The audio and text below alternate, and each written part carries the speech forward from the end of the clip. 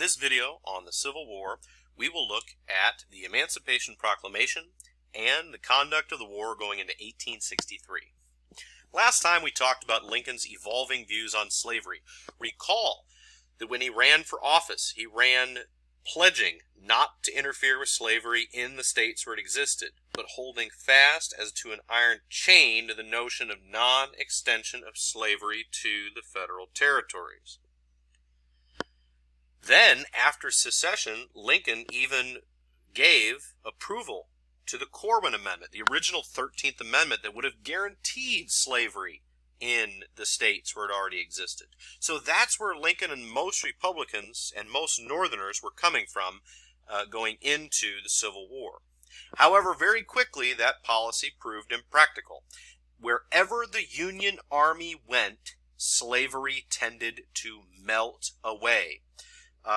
Slaves themselves would run away to the Yankee armies, and the soldiers, the commanders, the politicians quickly realized it was shooting their own war effort in the foot to return slaves to Southern slave owners who would then help the Southern economy and help the Southern war effort. So they simply began refusing to turn over slaves who did run away. That turned into outright confiscation, or the army intentionally freeing slaves in areas that they controlled as a means of military policy. However, and that gradually came to be how Lincoln framed it. By mid-1862, President Lincoln was ready to issue an Emancipation Proclamation using his presidential wartime authority, freeing slaves as a military necessity because of the rebellion. Lincoln, with that lawyer's mind, did not believe he had the power to do anything remotely like freeing the slaves, except for the fact that the South was in rebellion against the government, giving the president emergency authority to suppress rebellion and win the war. And so ending slavery is in that context. But he feared that if he gave such an order now, it would be, quote, like the last shriek of the defeat, I believe is how his Secretary of State Seward put it. And so he's waiting for that military victory. And last time we spoke about how at the Battle of Antietam he was given just that military victory. Having pinned Robert E. Lee's forces in Sharpsburg on the bank of the Potomac right in front of Antietam Creek, he had pinned him there.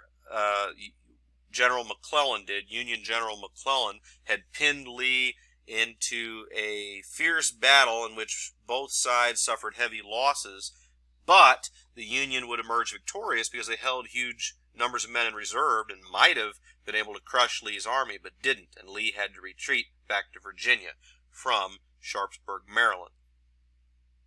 This was a big enough victory that President Lincoln was able to issue this Emancipation Proclamation. So he announces it in September after the battle, and says it will take effect on January 1st of 1863. And the proclamation itself, which he signed into law, freed all slaves living in areas still under rebellion. It did not free any slaves living in territory conquered by the Union Army or slaves that were in states that remained loyal to the Union. Some critics charge that Lincoln's emancipation didn't free anyone, therefore. But on the contrary, he freed, ironically, those slaves he didn't have the authority over, and therefore they were the ones he did have authority over, because he charged he had no authority to free slaves in states that were loyal. It would require a constitutional amendment, which would eventually happen right as the war was ending, the 13th Amendment, abolishing slavery. But he had no power to free slaves in states that were in rebellion which is why he had the constitutional power to do it. It didn't actually free them, but he legally declared them free because their masters were in rebellion. Okay. And again, the film will give a great detailed explanation of this if you want a little bit more. Moving on to our next topic. Let's speak now about Lincoln and Jefferson Davis. A possible topic on the IB exam will be to compare Lincoln and Davis as wartime leaders. On the subject of raising an army, both of them resorted to a draft. The Southern draft was of all able-bodied men, and by the end it was almost all able-bodied white men, virtually age 16 to 50, were required to draft. They got about half of those, which is a very high percentage, though it does mean that a fair number dodged the draft. You could also be exempted from serving in the Confederate Army by owning 20 slaves. You could exempt one adult white male per 20 slaves that were owned by the household. The justification being that that was necessary to keep the economy going and run the plantation, but it gave great cry among Southern armies to the cry of rich man's war, poor man's fight. That the poor whites were doing all of the fighting in the Confederate Army. The North, on the other hand, had tremendous manpower advantages. Lincoln initially, like Davis did, called for volunteers, but eventually does resort to a draft, requiring all adult white men to register. But then when they were drafted, the North had a lottery system, much like we would be more familiar with in more recent years, like World War II, Vietnam, or in theory, the present selective service system. And with this lottery, you could do two things to get out of it. One, if your number was pulled, you could pay a $300 commutation fee, which back then would be quite a sum that most people wouldn't have. Now, that wouldn't actually exempt you. That would just mean, your number could get called again, but it exempted you that one time that your number was pulled. On the other hand, at any time, you could hire a substitute who would serve in your place. So if you were drafted, or if you could hire someone and pay them a cash bounty to take your draft spot. And so again, many wealthier people were able to, for themselves or their sons, were able to get out of the draft that way. The other remarkable thing about the Union Army is that at first there were no black troops, and then there were black troops with white officers and unequal pay. Many black units refused any pay until they were equal, in fact.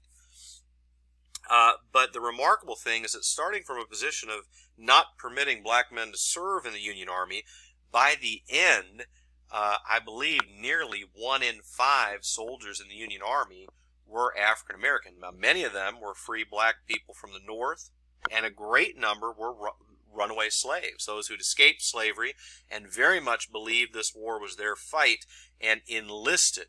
They were not, to my knowledge, not at all drafted, but volunteered at a high rate.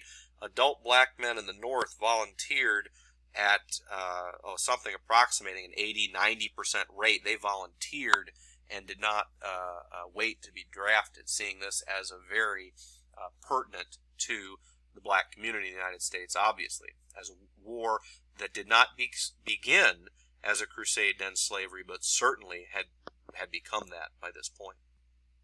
The two presidents on the subject of raising money. Davis has terrible trouble with this. They try to secure loans from foreign countries. They try to borrow money against Confederate non-existent credit. They try to raise tax revenue, but none of it's enough to fight an intense war like this. And so the Confederacy must print worthless Confederate script. They print inflationary currency that by the middle of the war, they're suffering terrible inflation, and by the end, they're suffering from runaway hyperinflation, where hundreds, thousands of dollars are what it would take to buy even insignificant things, and the currency and the economy goes out of control on the South by the end. And part of that is also due to the Union blockade hurting the South. Lincoln, on the other hand, has tremendous difficulty, but with the powerful economy of the Union behind him, he's much more able to do it. They're able to borrow vast amounts of money from bankers and businessmen and capitalists in the more urbanized, mercantile North. They're able to secure foreign loans. They're able to more readily tax people, and they do inflate the currency, printing greenback paper currency that was unbacked by gold. And the Union suffers high inflation over the course of the war. Prices approximately double, maybe a little bit more than that. So it's very high inflation, but it's nothing like runaway hyperinflation, where something that would have cost $1 at the beginning of the war might cost hundreds of dollars later, whereas in the Union, again, it was closer to double or triple. Something that cost $1 might cost 2 or 3, which is very high, but it's not crippling in the way the Southern economy gets crippled by simply printing money in order to pay for things during the war. Managing resources, the Union and Lincoln, they suffer a lot of war profiteering. The government will basically buy what it wants, and an awful lot of people get rich doing this. Some people scam the government, but ultimately, and many of the things are not tremendously high quality resources, but Lincoln and the Union are able to effectively buy what the armies need and still be highly equipped. The South does not have that ability, and they sometimes resort to demanding payment, demanding that states support with goods because they simply don't have the money to do it. And the issue of states' rights returns to plague them.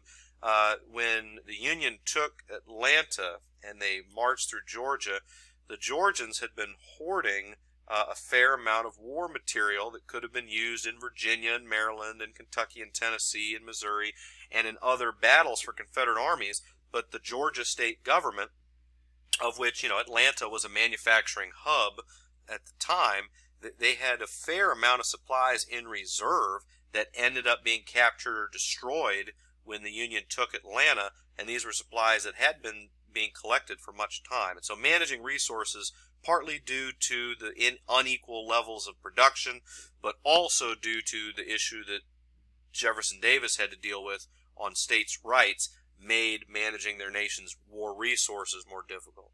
The subject of foreign recognition, Lincoln fought against it and used every power he could, mostly by playing very gently with other countries in order to prevent England and France, either or, but it would be particularly bad if both would recognize the Southern Confederacy and demand an intervention, demand an end to the war, offer money, offer aid to the South. Any of those things could or may have been disastrous, and they didn't happen. And then finally, maintaining morale, maintaining support among their constituents. Both had strengths in morale, both had weaknesses. In the North, you had the tradition of the United States behind them, and the red, white, and blue, and you had all kinds of goodwill and pro-American and pro-Union attitudes. But he also had to deal with the idea that the North was prosecuting the war. The South was adamant to secede, and the North was adamant that was illegal, and was willing to wage a war of conquest to force the South back into the Union. And so at first that was unpopular. Lincoln had to deal with. Next, Lincoln had to deal with those who did not like the Emancipation Proclamation. One of the most unpopular things Lincoln did at the time was to free slaves. And so there were whole units who threw down their weapons rather than fight a war for slavery. They were fighting for the United States. They were fighting for Union, and they said they were not fighting to free the slaves, and that was very unpopular. The draft in the North was very unpopular. There were draft riots in New York City in 1864 as the death toll was getting higher. And so he had a careful balancing act to maintain support amongst those difficulties. Jefferson Davis had many of the same difficulties of resentment to the draft, of resentment of the rich men and slave owners receiving the main benefits of the war in theory. And also Davis has to deal with all the added problems of the failing economy and the added problems of states' rights. The idea that he's taking more assertive action as a wartime leader among a people who their main beef was with an already too strong government that they resented and feared. And so the irony is, in striving to give states and people more rights, he led a government that, in a way, took them away at a greater rate than before. Next time, we'll pick up with the battles of 1863. Thanks for watching.